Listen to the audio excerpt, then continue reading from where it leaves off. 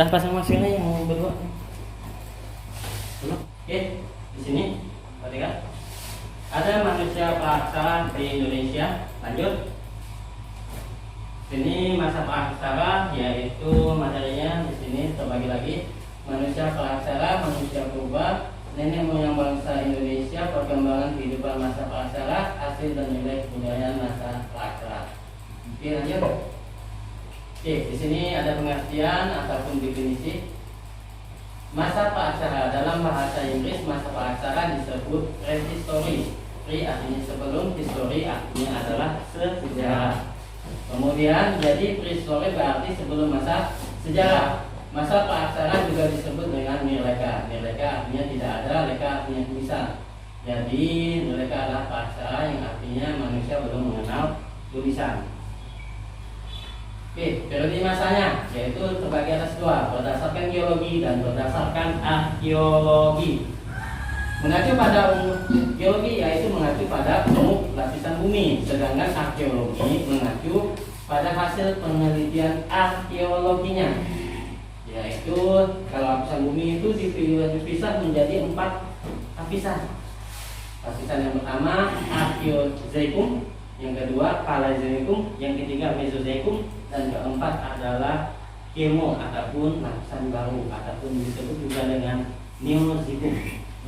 Kemudian arkeologi ini terbagi juga atas 4, yaitu zaman Paleolitikum, Mesozoikum, Neolitikum, Megalitikum, dan logam.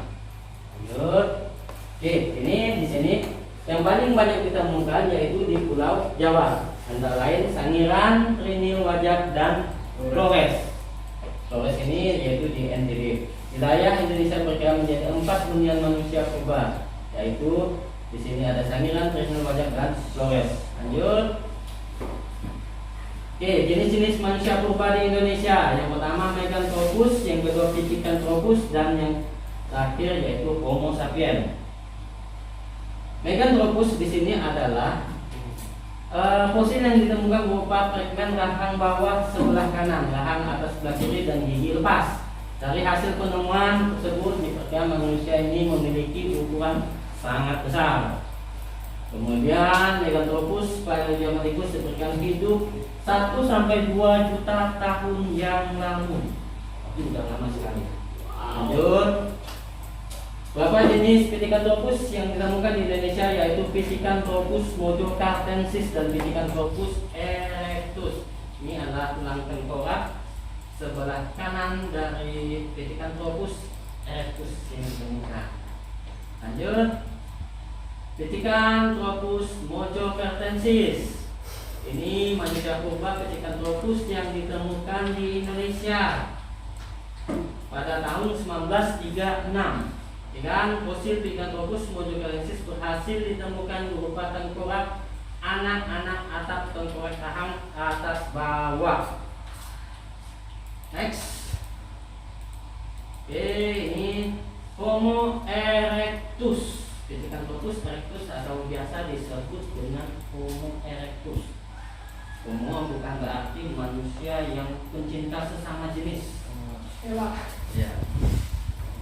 Homo adalah di sini paleontologi menduga bahwa Homo erectus berasal dari Afrika. Homo erectus bermigrasi selama masa Pleistosen diperkirakan 2 juta tahun lalu. Ciri-ciri fisik Pithecanthropus erectus yaitu badan tegap, hidung lebar, dagu tidak ada, alat punggungnya kuat, berat badan 80-100 km. 100 kilo. Oke, lanjut. Homo sapiens. Nah, ini Homo yang udah pintar dan wujudnya kurang lebih dengan manusia yang ada seperti sekarang, yaitu kurang lebih dengan kita. Gitu. Homo sapiens diperkirakan memiliki ciri-ciri fisik antara lain tengkorak besar, volume otak diperkirakan 1650 cc. Dan tahuan 1 liter. 1 liter itu kurang lebih yang biasa beli bensin di tepi jalan itu pasti tahu. Muka datar, lebar, akar hidung lebar, bagian mulut menonjol sedikit, dahi agak miring ke atas, rongga mata dan busuk kening, ngatak, langit-langit, mulut besar, dan rahang masih begitu. Kemudian jenis Homo sapiens yang ditemukan di Indonesia adalah Homo wajakensis, Homo soloensis, dan Homo florensis. Homo wajakensis, manusia yang berasal dari wajak. Mengapa disebut wajakensis? Karena berasal dari wajak. Kan? Ditemukan di lembah Sungai Berantas, Wajak, Tulung Agung, Jawa Timur. Kemudian Pankolingwal mengategorikan Homo wajakensis dan jenis Homo sapiens manusia cerdas karena sudah mengenal upacara penguburan. Jadi kalau di sini kalian sudah mengenal kuburan berarti sudah berasal dari keturunan Homo wajakensis. Lanjut.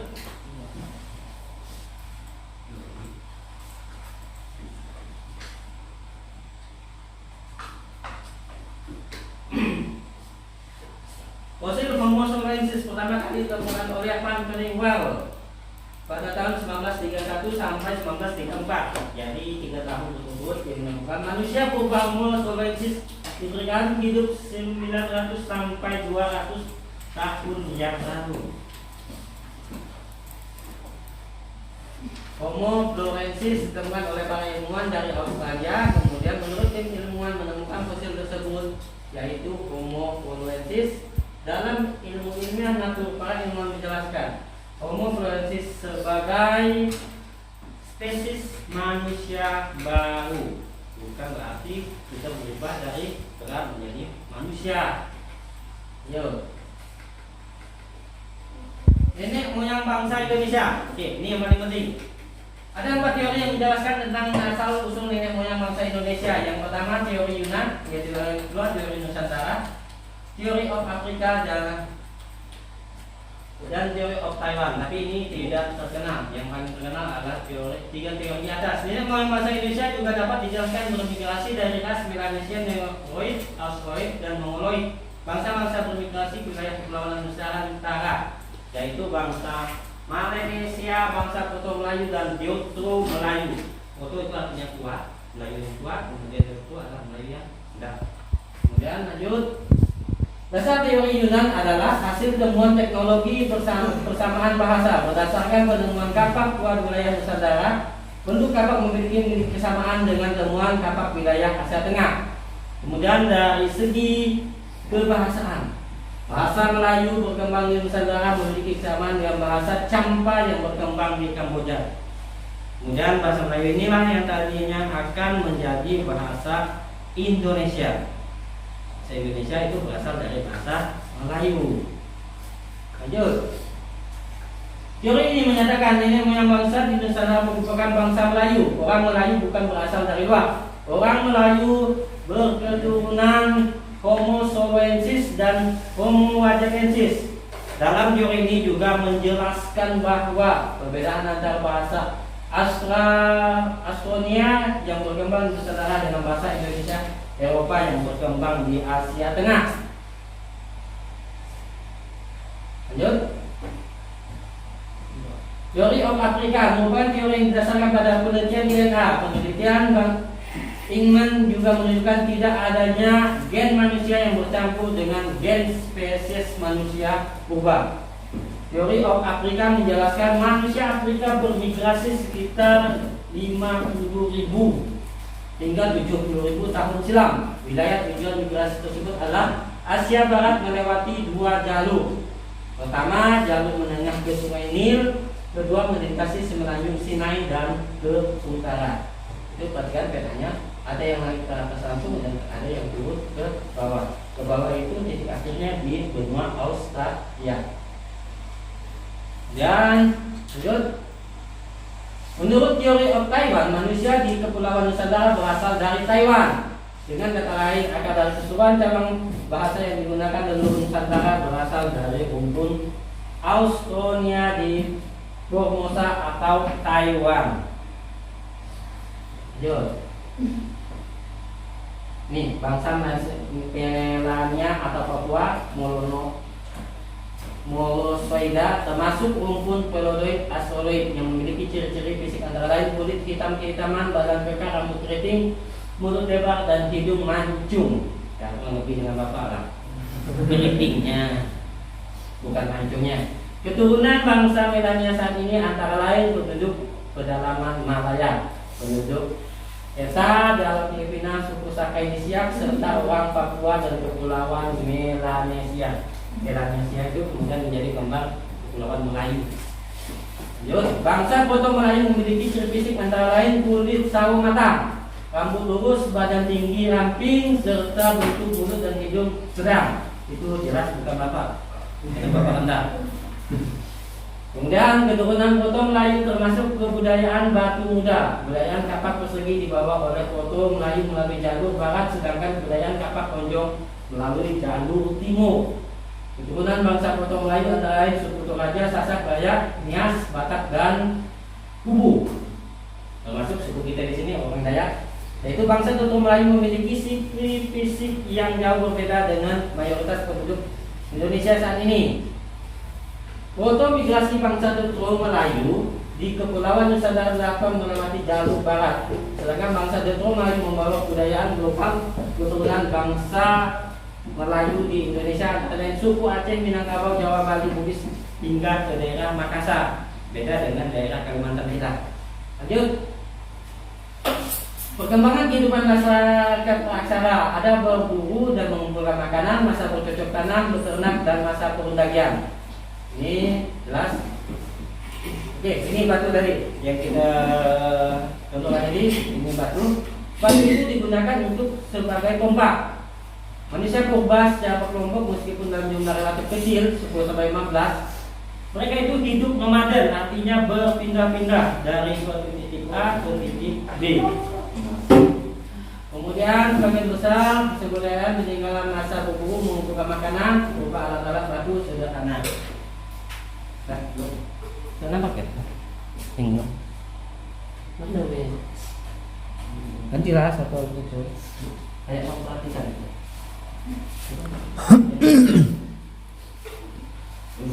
Bentar, nanti kita. Lanjut. Kemudian ada anak panah, kemudian batu lonjong. Manusia mulai mengenal aktivitas ekonomi perdagangan dengan sistem barter. Lanjut. Kemudian masyarakat mulai membentuk kelompok lebih besar dengan penguasaan sebuah wilayah. Kelompok masyarakat tersebut dipimpin oleh seorang kepala suku. Kemudian muncul golongan undaki mana masyarakat dapat membuat barang-barang logam.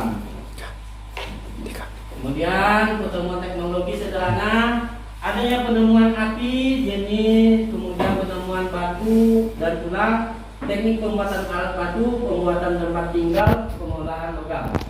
Kalau sistem kepercayaan, jenis kepercayaan yaitu penguburan jenazah, benda-benda pemujaan, tapi mereka animisme. Kemudian nilai kebudayaan masa praksara yaitu ada aktivitas tinggal, hubungan sosial dan harmonis. Pada awalnya perkembangan api dilakukan dengan cara membenturkan batu api dengan menggosokkan kayu. Kemudian percikan api dihasilkan diarahkan pada dedaunan kering. Kemudian ada masa bercocok tanam, yaitu menggunakan api untuk membuka hutan. Lanjut. Oke, ini adalah kebudayaan gandong, racitan dengan alat-alat batu berupa kapak terimbas, yaitu untuk memotong. Lanjut. Kemudian teknik pemangkasan, lanjut. Ini batu sama masih. Oke, ini masyarakatnya tinggal di gua-gua. Karena dulu belum ada membuat rumah, jadi mereka tinggal di gua. Umumnya masyarakat aksara atau masyarakat dulu itu tinggalnya mencari dekat sumber dengan air. Yang biasa istilahnya itu sumber air sudah dekat. Oke, sumber air sudah dekat ini ya tentu air fungsinya untuk bertahan hidup. Ya. Kemudian kalau ada sumber air juga banyak binatang akan mendekat. Jadi tidak ada jauh-jauh berburu gitu. Tapi salah hari mereka yang akan diburu oleh binatang. Oke, lanjut. Masyarakat pada masa praksara mengenal dua teknik pengolahan logam perunggu, yaitu teknik ecek, kemudian teknik galva yang disebut dengan terungkup kata menggunakan dua keping cetakan. Itu dibuat dengan cetakan itu disatukan, kemudian dicongkan ke bawah. Tuh. Kemudian sistem kepercayaan ada yang dinamakan animisme, dinamisme, dan totemisme. Animisme adalah kepercayaan roh nenek moyang. Kemudian biasanya seperti ini. Kalau kita percaya orang sudah meninggal, pohon itu hidup dan akan mendatangi kita. Dan apabila kita mendapatkan sesuatu masalah, biasanya kita nyebut, nenek moyangku, tolonglah aku mau lewat, mudahkanlah rezekiku. Biasanya seperti itu adalah animisme. Kemudian dinamisme, kepercayaan pada benda-benda tertentu, seperti pohon-pohon kosta yang memiliki kekuatan ajaib. Pernah kalian melihat orang itu meminta sesuatu pada pohon? Nah, membawa sesajen. Nah, Oke. Berarti itulah yang dinamakan dinamisme. Banyak masyarakat kita masih menggunakan dinamisme. Kemudian totemisme, yaitu kepercayaan para binatang sebagai lambang nenek moyang. Biasa orang jago biasanya itu ada tanda tato harimau. Itu adalah kepala pemimpin. Kemudian ada elang, bagian elang. Jadi mereka percaya seperti itu. Ada ular kobra. Tapi jangan sampai kalian bertato itu kepala cacing. Begitu kepala cacing berarti akan dimakan oleh elang tadi. Oke, ini teknik pengukuran zaman dahulu. Teknik pengukuran primer dan pengukuran langsung. Lanjut. Kemudian ini benda-benda pemujaan terkait kepercayaan masyarakat roh nenek moyang, kekuatan benda gaib benda. Ini pemujaan mulai muncul pada zaman megalitikum, artinya batu besar. Lanjut. Nilai kreativitas manusia pada masa praksara dapat dilihat dari kehidupan sehari-hari. Misalnya manusia membutuhkan alat untuk memotong, kemudian untuk menggali kondisi alam, belajar pengalaman memenuhi kebutuhan hidup, berhasil menciptakan teknologi meskipun dalam tingkat yang paling sederhana. Oke, udah. Sekarang kita buka YouTube-nya lagi.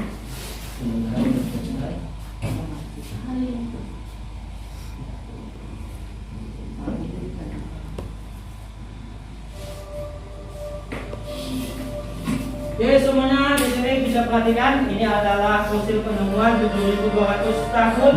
Penemuan fosil BC dianggap spektakuler sebab memiliki DNA Denisova. Kan? Fosil BC dianggap spektakuler sebab memiliki DNA Denisova. Kan?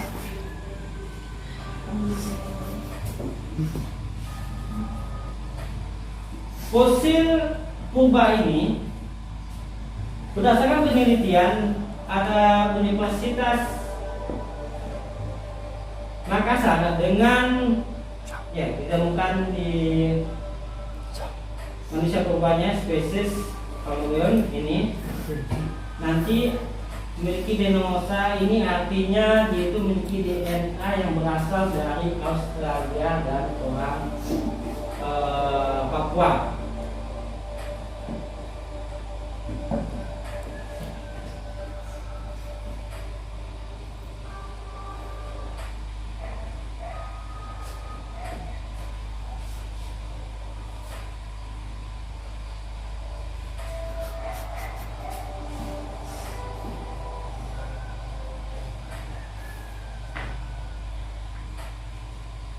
Oke, ini baru ditemukan tanggal 21 bulan 8 tahun 2001.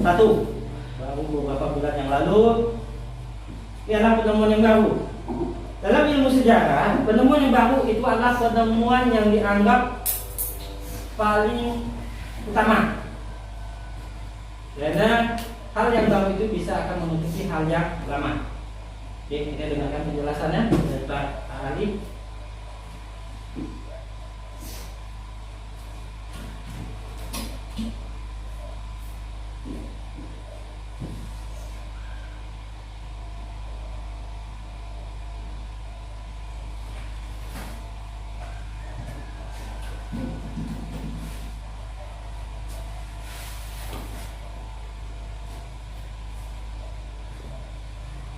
Oke, video ini direkam 1 September 2021,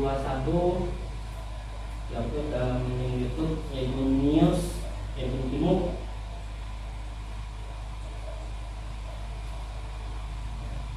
Dan video ini telah ditonton oleh 1441 kali.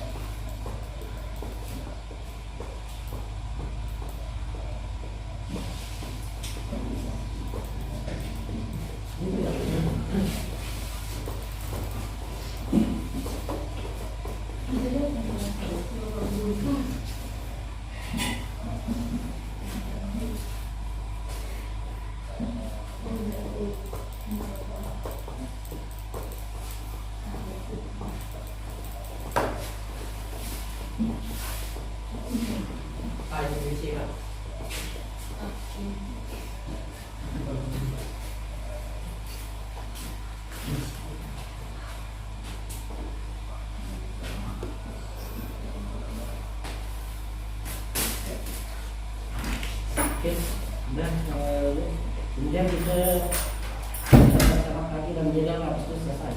Besok tidak usah rekaman. Tidak menjelaskan lagi. Kita akan konfirmasikan malam. Nah, buku lah. Yang terakhir kita selamat pagi.